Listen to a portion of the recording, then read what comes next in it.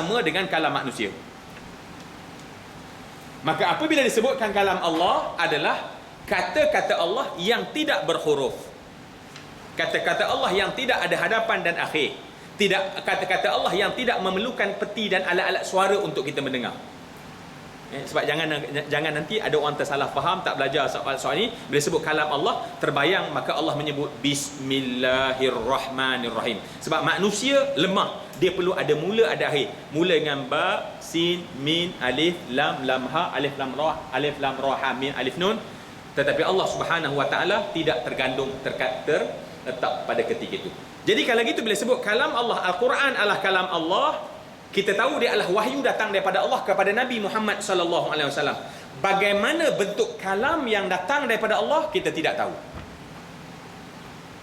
Bagaimana bentuk kalam yang datang daripada Allah kepada malaikat Jibril, kita tidak tahu. Dan pasti Allah tak cakap macam ni. Sebab kalau cakap macam ni perlu peti suara. Maha suci Allah daripada perlu ada peti suara. Maha suci Allah daripada perlu ada lidah dan bibir. Ya, sebab ini adalah sifat makhluk. Makhluk makna dibuat oleh Allah Subhanahu wa taala. Boleh ya? Nampak ya? Baik, sebab itu semua yang saya katakan kalam Allah. Kalamullah adalah kalam Allah. Yang penting kita faham dia adalah wahyu daripada Allah, cukup. Dia adalah wahyu daripada Allah. Sebab kalam Allah ini menjadi perbahasan yang sangat teruk dalam sejarah dunia Islam. Ni, sehingga akhirnya dia adalah makhluk. Dia adalah qadim. Nampak kan? Sebab menjadi fitnah yang teruk. Berapa ramai para ulama dibunuh hanya kerana nak menentukan kalam Allah ni makhluk ke hadis, makhluk ke qadim, makhluk ke qadim, makhluk ke qadim. Kan kerja. Dan sehingga akhirnya perbahasan antara nama bagi ilmu tauhid ialah ilmu kalam. Ilmu tauhid itu nama lain bagi ilmu tauhid kalam. Sebab isu kalam Allah ni sangat berat untuk difahami. Orang tak boleh nak faham. Akhirnya menjadi fitnah. Jadi kalau pada kita, saya rasa sebab tidak ada persoalan timbul, memada bila sebut wahyu tadi, kita terus kunci kata-kata kalam Allah adalah wahyu. Tetapi ingat, bukan berhuruf, bukan itu kalam Allah Subhanahu wa taala. Tetapi makna makna Al-Quran itu disampaikan maka dalam bahasa Arab, maka jadilah bahasa Arab itu sebab manusia.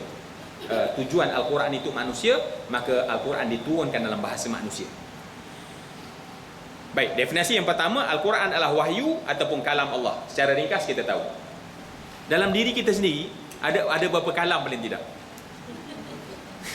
Ada berapa kalam?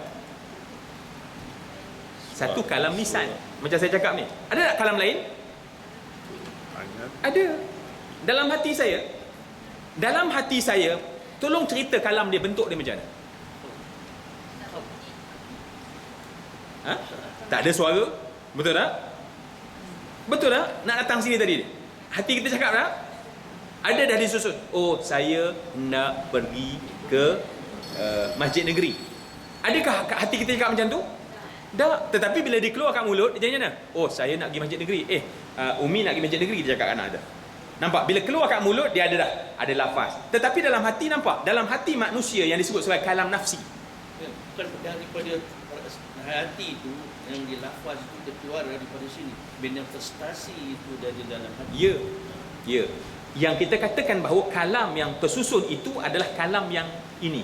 Adapun di sini, tak ada depan, tak ada akhir, kita tak tahu. Kita tahu ada je. Nampak tak? Itu contoh antara kalam Allah dengan kalam yang manusia cakap ini. Contoh, bukan begitu, tapi maknanya begitu kita tidak dapat nak identikkan dia. Kan? Ni tengah cakap macam-macam hati ni kan. Sekejap nak dia kenal tercanai lah apa benda kan. Kita tak ada words pun, tapi Masya Allah ada satu bentuk kefahaman. Nampak tak? Itulah contohnya kalam yang selain daripada kalam lafzi ini. Maka sebab itu jangan kita confuse, macam mana pula kalau kalam Allah, kalau dia bukan kalam Allah tapi tak ada lafaz. Bukan sampai pada Allah, pada diri sendiri pun dalam hati kita tidak boleh nak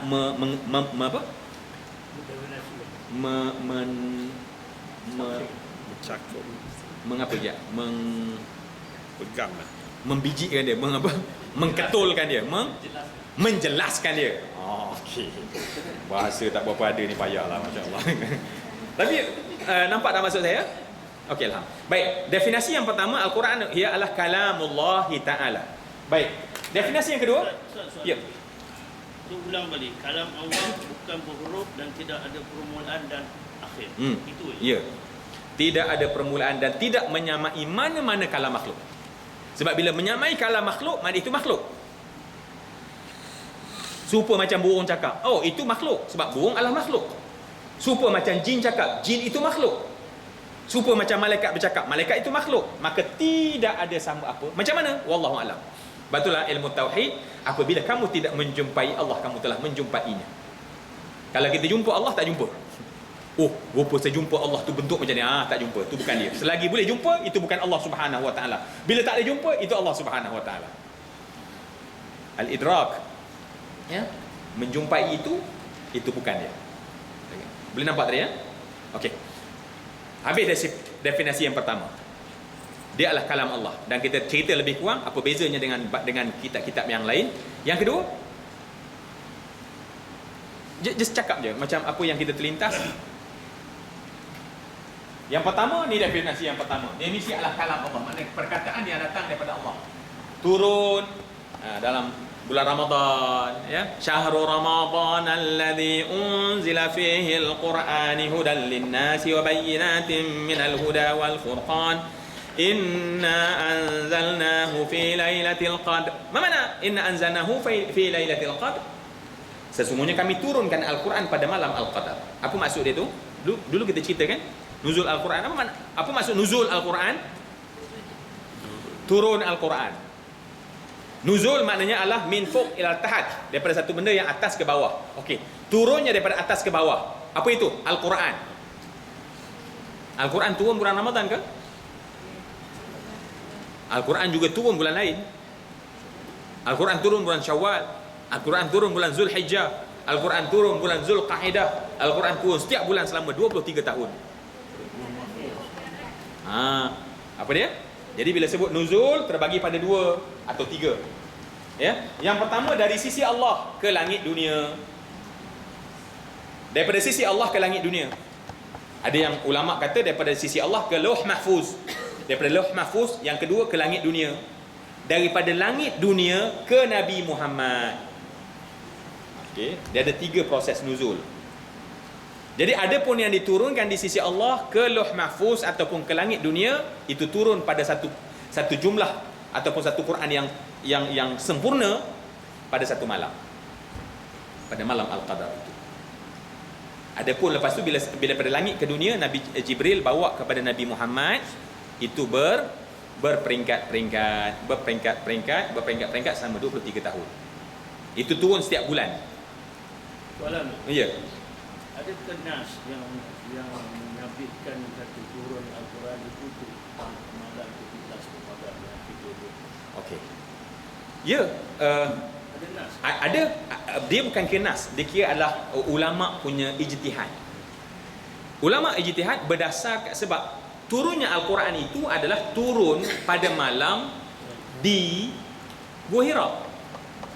Ayat yang pertama tu. Ayat yang pertama turun tu, itu adalah pada 17 bulan Ramadan. Yang turun pertama tu, Iqra, 5 ayat tu. Iqra bismi rabbikal ladzi khalaq, khalaqal insana min alaq, Iqra wa rabbukal akram, alladzi 'allama bil qalam, 'allamal insana ma lam ya'lam. Itu 17 Ramadan. Jadi sebab itu boleh tahu. Cuma khilaf mungkin, ada kata 17, ada kata 24, ada apa, tapi maknanya ya itu nasnya. Jadi kalau kata nuzul yang kita cuti-cuti tu, yang Selangor cuti, Kuala Lumpur pun cuti, sebab semua orang bila cuti semua baca Quran kan. Alhamdulillah di Selangor kita bertahun-tahun kan, masya-Allah, penuh masjid-masjid kita kan. Bila nuzul Qurannya masya-Allah semua je baca daripada pagi sampai petang kan. Sebab tu sampai cuti masya-Allah. Kerana begitu nak bacanya Quranul Karim. Baik, itu adalah pada 17 itu adalah merujuk kepada turunnya wahyu yang pertama ke atas muka bumi. Tu nuzul yang ketiga tadi. Boleh nampak? Saya cakap ni kerana sebab saya takut word saya tertinggal. Just rasa macam tak apa clear, cakap je. Clear ya? Alhamdulillah. Sebab ada orang confuse dia kata kalaulah 17 Ramadan turun, Dan dia digabung pula ayat inna anzalnahu fi lailatul qadr. Kalau itu malam al-qadar 17. Oh, dia buat dia punya conclusion dia. Dia buat summarize. Summarize-nya adalah sesungguhnya kami menurunkan Al-Quran pada malam Al-Qadar. Tiba-tiba 17 Ramadan turun Al-Quran, nuzul Al-Quran 17. So Al-Qadar pada 17 Ramadan. Dia summarize kami itu. Boleh tak macam tu? Tak boleh lah, sebab itu turun daripada langit dunia kepada Nabi Muhammad. Itu kita tahu bila masanya. Yang tak tahu bilanya adalah Quran dalam bentuk satu jumlah yang sempurna. Itu kita tak tahu. Okey. Okey, itu tarikh yang pertama. Okey, tadi tuan tanya ya. Okey, apa tarikh yang kedua? Definisi yang kedua? Kalau boleh, sebab apa yang kita bincangkan ni kalau kita buka dalam ulumul tafsir, itulah yang dibahaskan. Al-Quran huwa kalam. First kali. Yang kedua, apa dia? Petunjuk, hidayah, dan sistem hidup. Okey, petunjuk, hidayah, sistem hidup. Okey. Dalam segala segi. Dalam segala aspek kehidupan. Okey, lagi-lagi? Cerita. Cerita. Cerita. Dulu dan akan datang. Akan datang. Okey, alhamdulillah kita nampak gambaran apa yang ada. Dimulakan dengan surah Fatihah. Okey. Kalau gitu saya ambil tarikh yang kedua daripada apa yang tu adalah yang kedua adalah mu'jiz. Mu'jizat. Selepas kalam Allah, tarikh yang kedua diberikan oleh ulama, Al-Quran adalah sebuah mu'jizat. Mu'jizat. Apa makna mu'jizat? Tanya macam-macam lah ya. Ustaz ngajar je lah Ustaz. Apa makna mu'jizat? Ajaib. Sesuatu yang manusia tak boleh buat. Satu yang manusia tak boleh buat. Satu yang takjub, luar biasa. Baik, kita kena ambil asal kalimah mu'jizat. Mu'jizat daripada kalimah apa asalnya? Mu'jiz. Jaza. Ajaza. Ajaza. Arab macam tu je. Nak tahu dia punya tu, tengok apa dia punya tu. Ajaza. Mu'jizat daripada kalimah ajaza. Mana ajaza? Mana ajaza? Bukan. Itu ijazah. Hamzah. Ni ain, bi'ain. Ajzun. Bagus. Kadang-kadang kita kena clear kan. Kadang-kadang kita tak berapa tu kan, kita tak clear kan. Itu soalan tu bagus. Baik. Ajaza, kalau orang tu tua, renta. Tua yang renta. Tua sangat-sangat. Tu apa panggil? Oh, tu bangka. Okey, tu bangka. Okey. Tu bangka. Okey. Bahasa Indonesia. Tua yang renta, tua bangka. Okey betul. Saya pakai bangka. Tua bangka. Maka disebut sebagai ajuz. Syaikhun ajuz. Syaikh makna tua. Kita ni tua lah. Syaikh. Tetapi bangka, renta adalah ajuz. Nampak tak? Ajuz. Nampak tak kalimah ajuz? Ajaza mu'jizat. Ajuz. Ajaza mu'jizat. So mana ajuz? Lemah. Bangka maknanya adalah lemah. So, ajaza bermaksud lemah. Mu'jizat asal daripada kalimah lemah. Mu'jizat asal daripada kalimah lemah. Oh ya, apa dia? Melemahkan. Maksud mu'jizat adalah yang melemahkan. A'jaza yu'jizu i'jazan mu'jizun mu'jazun a'jiz la ta'jiz ma'jazun mi'jazun. Atas wazn af'ala yuf'ilu if'alan muf'ilun muf'alun af'il la taf'il maf'alun maf'alun mif'alun. A'jaza maknanya a'jaza yu'jizu i'jazan mu'jizun, yang melemahkan. Baik, jadi sekarang itu kita dapat definisi yang kedua, Al-Quran adalah benda yang melemahkan. Melemahkan siapa? Orang yang nak mencabarnya. Siapa nak cabar, Al-Quran akan melemahkan dia. So mukjizat ni maksudnya adalah yang melemahkan. Kita tengok ajaib itu it's okay lah, maknanya dengan sebab dia melemahkan, maka orang anggaplah dia ajaib. Tapi asal kalimahnya adalah itu melemahkan. Contoh Nabi Allah apa ni? Nabi Allah apa? Musa dapat apa? Tongkat. Tongkat. Apa ada pada tongkat tu? Melemahkan tukang sihir Firaun. Lemah tukang sihir Firaun. Bukan sekadar tukang sihir, Firaun pun lemah dengan tongkat tersebut. Maknanya tongkat itu mukjizat, melemahkan, kan? Masya-Allah. Sebab itulah nabi-nabi, masya-Allah, nabi-nabi Allah beri mukjizat, tetapi pada Nabi Muhammad Allah bagi satu mukjizat, yang mukjizat itu sifatnya adalah meaning. Sebab kalau tongkat, siapa dapat tongkat? Hanya pada Nabi Musa. Kita tak dapat mukjizat itu. Sekarang ni mukjizat yang ada pada Nabi Muhammad ada pada kita. Kalau tongkat Nabi Musa hanya ada pada Nabi Musa dan tak mungkin orang lain boleh dapat. Itu yang sekarang ni duk apa ni? Geng Zionis ni duk gali nak cari tongkat tu lah. Yang mereka kononnya dia dalam apa? Temple of Solomon tu, sebab dalam tu ada tongkat itu. Mereka nak cari tongkat itu. Mereka nak cari kunci kekayaan Nabi Allah Sulaiman. InsyaAllah nanti kita belajar Bismillah itulah anak kunci kekayaan Nabi Sulaiman. Supaya saat kita baca Bismillah, kita datang kekuatan dalam hati kita. Masya Allah, hebatnya Bismillahirrahmanirrahim. Baik. Maka mukjizat yang ada pada Nabi Musa hanya pada Nabi Musa pakai. Tapi umat dia tak pakai. Umat dia tak dapat. Hanya dapat dia punya kesan dia. Ya. Tetapi Al-Quran Allah bagikan mukjizat. Mukjizat ini ada pada kita sekarang. Cuma sejauh mana kita yakin dia adalah melemahkan. Ini problem pada kita. Bukan pada Quran, tetapi pada kita. Kita tak yakin, Masya Allah. Sedangkan bahawa mukjizat Al-Quran lebih hebat daripada tongkat Nabi Allah Musa AS. Apa lagi mukjizat lain? Apa lagi mukjizat yang lain? Nabi Isa. Nabi Isa AS boleh menyembuhkan orang, menghidupkan orang mati. Lagi? Nabi Allah Daud. Apa Nabi Allah Daud? Boleh melenturkan besi. Lebih hebat. Al-Quran lebih hebat. Bila sebut mukjizat, tarif ini, iman kita kena percaya dan kita meyakini supaya baru Masya Allah.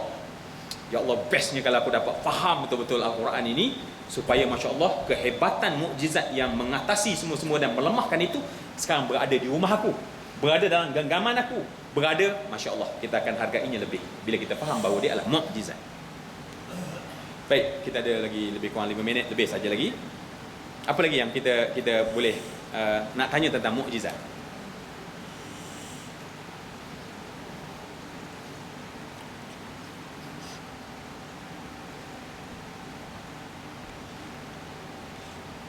Okey.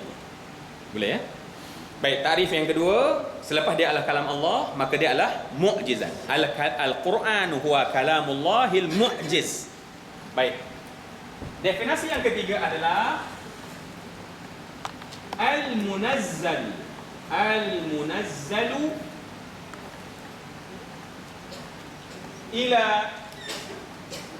lisani Sayyidina Muhammadin. Okey. Takrif yang ketiga adalah Al-Quran yang merupakan kalam Allah itu, yang merupakan melemahkan ataupun kekuatan atau keajaiban yang ada pada kita, diturunkan ke atas lidah Nabi Muhammad. Maknanya kalam itu dalam bahasa Arab diturunkan ke atas lisan Nabi Muhammad yang berbahasa Arab. Sehingga seluruh Al-Quran itu semuanya dalam bahasa Arab. Dan ini kena clear. Dan nanti insya-Allah kita tengok clear definisi ini penting kepada menjaga autentiknya. Ketulinannya penting. Definisi ini penting untuk soal ketulinan. Macam tadi Tuan Haji sebutkan tadi, Bible sebagai contoh, dia turun dalam Aramaik. Dicakap dalam bahasa Hebrew, diterjemahkan kepada Latin, pergi kepada Greek, pergi kepada English. Sekarang pakai King Version punya. So, setiap penterjemahan bahasa lama dah tak ada. Bila terjemah, dia convert kepada satu bahasa lama dah tak ada dah. Sebab dia tak definisikan ala lisanin Nabi. Satu penting, Al-Quran itu didefinisikan bahawa turun atas lidah Nabi, sebab untuk dibandingkan dengan holy books yang lain, dia tak turun atas lidah. Maka dengan sebab itu turun dalam bahasa Inggeris. Tengok apa terjemahan sebelum dia. Inggeris terjemah daripada bahasa apa? Latin. Kita pernah tengok Latin? Kita tak pernah tengok Latin dia. Mungkin kalau kita pergi, saya sempat juga pergi ke mana, ke Palestin, Dan tengok kononnya tempat di mana Jesus disalib. Kat situ ada bahasa Latin. Beberapa bahasa Latin. Yang saya yakin tak ada orang faham pun bila baca bahasa Latin tu. Dan bahasa Latin tu bukan bahasa yang turunnya bukan bahasa Bible itu. Bible itu daripada bahasa lain lagi, bahasa dia ambil daripada Greek, terjemah daripada Greek. Greek ambil daripada bahasa Jews. Jews ambil daripada Aramaik. Maknanya beberapa dan orang tak tahu dah mana Aramaik, mana Jews, mana Greek, mana Latin. Yang ada King version, version of King James yang ada hari ni. Cuba bayang dia punya tu. Macam mana nak pastikan bahawa itulah yang sebenarnya. Jadi sebab tu definisi yang ketiga ini penting adalah al-munazzal ala lisan ila lisanin nabi, ke atas lisan Nabi Muhammad. Maka kerana itu tadi kita terjemahkan, tadi dah ada definisi tadi. Bila kita baca Iqra bismi rabbikal ladzi khalaq, apa terjemahan dia? Bacalah. Saya baca, tolong terjemahkan. Iqra. Bacalah. Lisan. Iqra, terjemah. Oh, ke kasar sangat saya tanya ni. Okey. Kena lembut sikit ya. Okey. Iqra. Dia orang soleh ni mana boleh segar-segar kan? Bukan segar, tak semangat. Tolong terjemahkan. Kita dah tahu definisi. Ikut lafaz. Tolong terjemah aja, please. Iqra.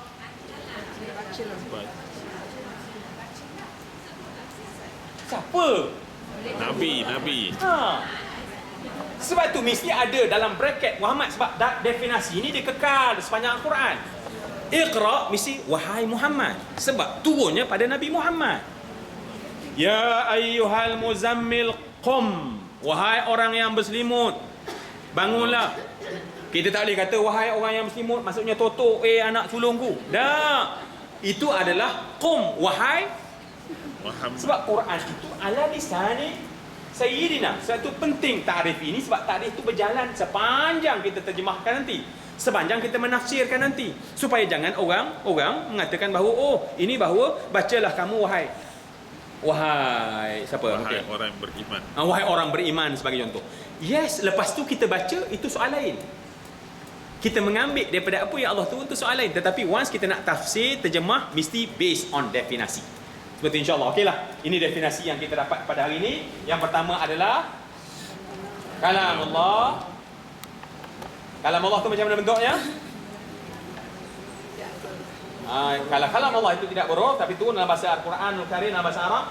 Kemudian dia merupakan sebuah mu'jizat. Apa maksud mu'jizat? Yang melemahkan. Daripada asal kalimah A'jaza, yang melemahkan. Al-munazzal ala lisani Sayyidina Muhammad sallallahu alaihi wasallam. Dan insya-Allah kita akan sambung pada definisi yang berikutnya. Biwasitati amini Jibril. Biwasitati amini Jibril, dengan wasitah perantaraan malaikat Jibril. Jadi ada lagi satu rupanya benda yang kita kena yakin dalam soal Al-Quran ni yang berkait rapat. Ada satu insan, satu makhluk yang namanya Jibril. InsyaAllah kita akan bincangkan definisi itu pada masa akan datang ya. Orang definisi yang ada berapa? Tak banyak manalah. Tapi secara umumnya begitulah. Kalau kita baca dalam apa yang kita bincang ini dalam ulum tafsir. Disebut ulum tafsir. Satu tafsir, satu lagi cerita pasal ilmu tentang tafsir. Jadi sebelum kita masuk pada tafsir, elok kita sentuh secara umum ulum tafsir. Jadi kita tahu bagaimana ulama mentakrifkan Al-Quran, supaya nanti kalau kita Quran itu begitulah seperti yang ditakrifkan. Kita boleh kata ni Quran kan. Tetapi apa ulama definisikan? Dia adalah merupakan kalamullah. Dia adalah, dan ada sebabnya. Kenapa dia mukjizat? Ada sebabnya. Kenapa dia adalah ala lisan Nabi Muhammad sallallahu alaihi wasallam? Ada sebab dia. Sehinggalah akhirnya insya-Allah tak banyak insya-Allah. Dia dalam 7-8 definisi. Kemudian settle. Okey, ada angkat tangan dulu ni.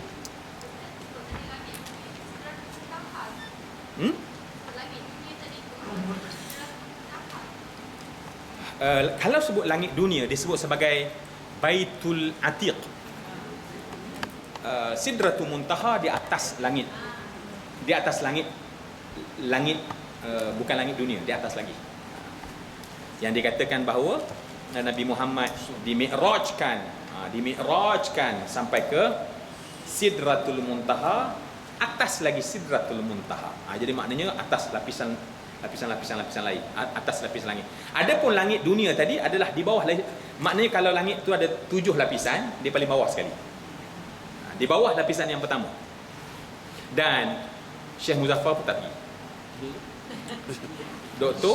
Datuk Syekh Muzaffar pun tak pergi langit tu. Jauh-jauh. Saya takut orang kata, oh dia tu langit dunia, itu bukan langit dunia. Itu baru 400 km je katanya daripada bumi. So 400 meter bukan langit dunia lagi. Masihlah atmosfera ataupun keluar sikit wallahu alam, tapi maknanya tak jauh lah. Okey, ulama-ulama adalah orang yang berilmu. Kenapa pula itu susah mentafsirkan Al-Quran sampai menjadi masalah? Okey, ini juga persoalan kan? Baik. Kalau kita duduk zaman Nabi tak ada masalah. Tak susah. Sebab satu, kita faham Al-Quran, faham kenapa turun. Contoh saya sebut satu perkataan. Ya. Jangan keluar rumah. Okey, perkataan ni mana perkataan berharga, maka turun sampai 5-6 generasi. Zuramli kata jangan keluar rumah. Baik. Ada orang dengar tu, apa dia faham? Dia nak pegang ni sebab dia nak satu perkataan mulia tu nak dia pegang. Zuramli kata jangan keluar rumah. Duduk je dalam rumah. Yang ni duduk je dalam rumah. Tetapi tu orang kata, apa maksud dia? Nampak tak? Oh, Zuramli cakap masa tu hujan lebat. Sebab ada cerita orang lain tak, masa lain dia keluar je, dia pergi je pasar malam, pasar hari Ahad. Nampak tak? Kerana itu perlukan kepada tafsir. Sebab kalau tidak, tak keluar rumah, tak boleh keluar rumah. Okey, perkataannya tak boleh keluar rumah. So semua tak keluar rumah. Tapi adakah itu yang dimaksudkan oleh orang yang bercakap? Maka sebab tu ulama datang menafsirkan supaya kita faham seperti yang dikenaki. Okey, contoh, katalah sekarang ni kita nak membahaskan satu kalimah. Okey, saya pergi ke kedai. Simple. Saya takkan tak faham. Tapi apa yang mungkin kita mula fikir? Yang pertama sekali, kan nampak? Pertama sekali, siapa dia tu? Saya tu siapa? Baik, sebab tu Masya Allah ulama kena tengok dalam siapa yang dimaksudkan dengan saya tu. Pergi ke kedai. Bila dia pergi? Kedai mana? Naik apa? Apa keperluannya?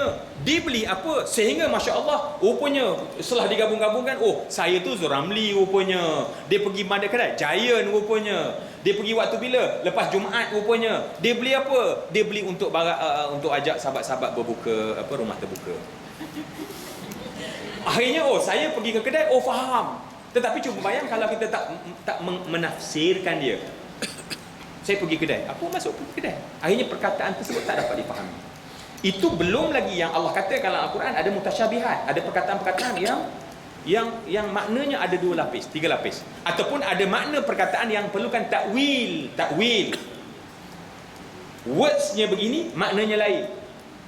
Mentakwil. Contoh mimpi takwil. Nantilah kita bincang apa beza antara tafsir dan takwil. Itu insya-Allah kita kena simpanlah. Ustaz, yang kitab tafsir tu, jalan itu, Jalan. nama tafsir tu. Nama penafsir. Kebanyakan nama kitab adalah nama pengarang kitab. Memudahkan ingat kan. Okey. Apa beza antara tafsir dan tadabbur? Okey, itu pun nak kena bukan banyak sangat, tapi maknanya kita simpan dalam kelas. Sebab apa beza ta'qul, tadabbur, tafsir, takwil. Itu punya beza kan, insya-Allah. So tunggulah the next class.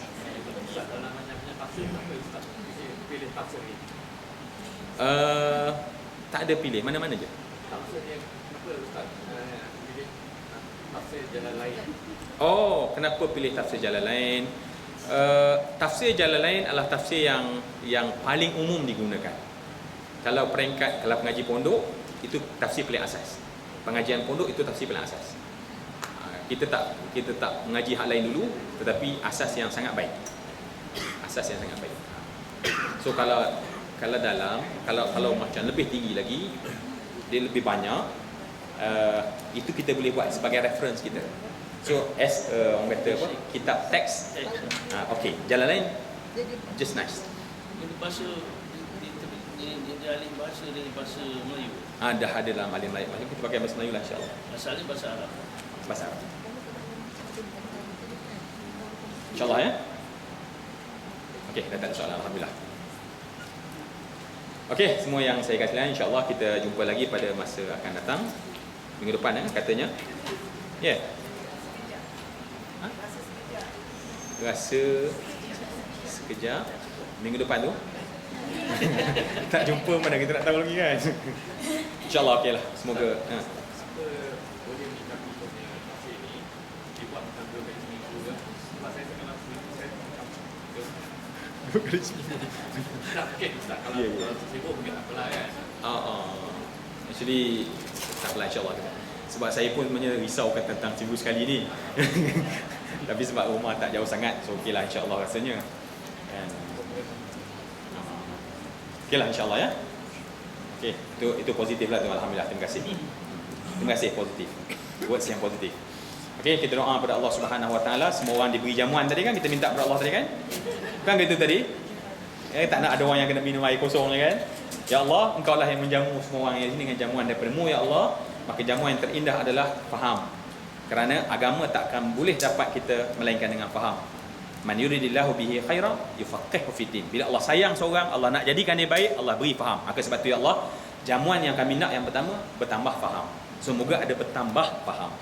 Dan orang dengan seorang akan pasti berbeza. Orang ni beza, it's okay, tapi Allah bertambah. Dan saya undur diri.